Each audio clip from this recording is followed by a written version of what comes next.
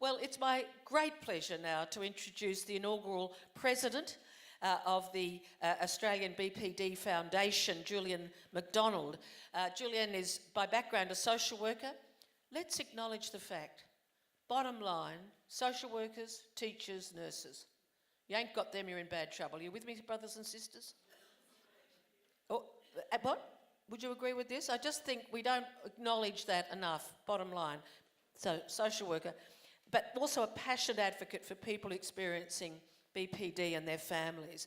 She has very long experience in advocacy. She's recently retired as Executive Director of Tandem, the peak body for mental health carers in Victoria, where she worked for 6 years, and prior to that, the Executive Officer with the Foster Care Association of Victoria.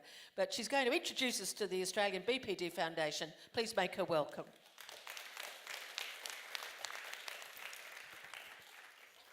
Thank you, Julie, and welcome everybody. Yeah, I'd like to tell you a little bit about the foundation and our aims.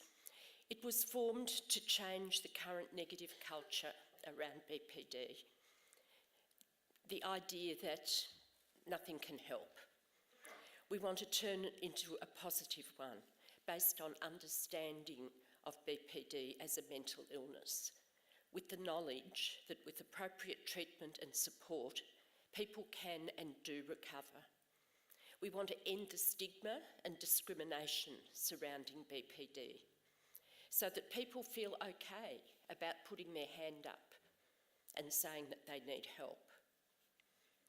We aim to change the culture through information provision, education, and also advocacy for access to better services.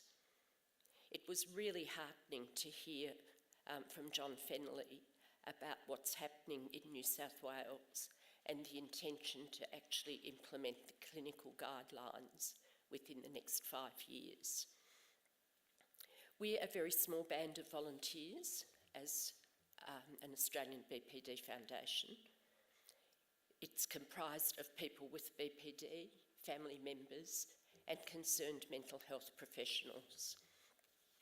And it's really important as such a small group that we collaborate very closely with the many now growing organisations that are concerned about BPD, so that we're working together in the best way and strengthening each other's efforts. So what have we achieved so far? Well, I think it's wonderful that we have a BPD Awareness Week. The Australian Borderline Personality Disorder Foundation played an important part in advocating for this National Borderline Awareness Week. And following this advocacy, the Australian Senate officially declared this, the first week of October, as Borderline Personality Disorder Awareness Week in 2014. So this year, the Foundation has collaborated with several other BPD-focused organisations to promote BPD Awareness Week. And this culminated in the launch of a BPD Awareness Week website. So have a Google of that if you haven't already, and you'll find lots of information as well as some really moving, powerful video clips coming from lived experience. It also lists the many activities being encouraged that are happening around BPD Awareness Week. So a big thank you to Anne Reeves of the National Education Alliance for BPD for her leadership in promoting BPD Awareness Week collaboration this year. National conferences is something else that we feel very proud to have achieved. This is our 6th national conference. It was preceded by a pre-conference workshop yesterday for mental health professionals on staying connected when emotions are running high, a really important focus. We've had conferences in Victoria, New South Wales, and we're hoping to move the conference around Australia. Information is another key role for the foundation. We provide information about educational events, treatment and support for individuals, family members, carers and support groups, and we promote this information through our website. We also have provided information education sessions for mental health professionals through the Clinical Mental Health Professional Network, and we followed the lead of the South Australian branch in doing that. It seemed a very effective way of networking with mental health professionals. We've developed some help tips for carers and consumers, and we also provide a newsletter electronically. So you'll find some of these resources on the BPD Foundation table, which is out near the registration area. The Victorian branch of the association has published a guide to accessing services for BPD in Victoria, and you'll see a little pamphlet of that on our desk as well.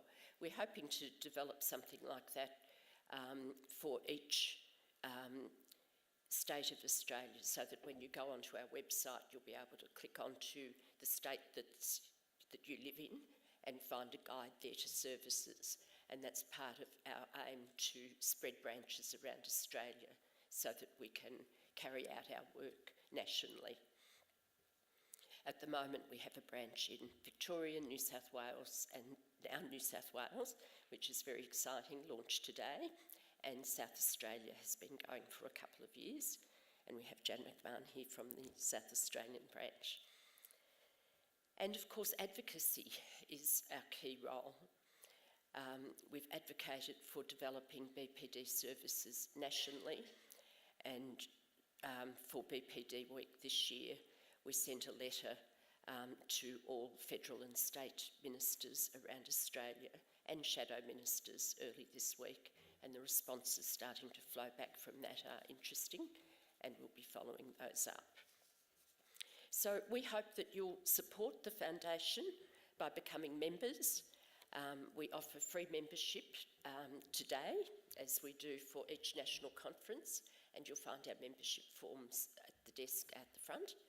So the more members we have, the stronger we are, and the more members we have, the more opportunity we have of spreading information and support around BPD throughout Australia.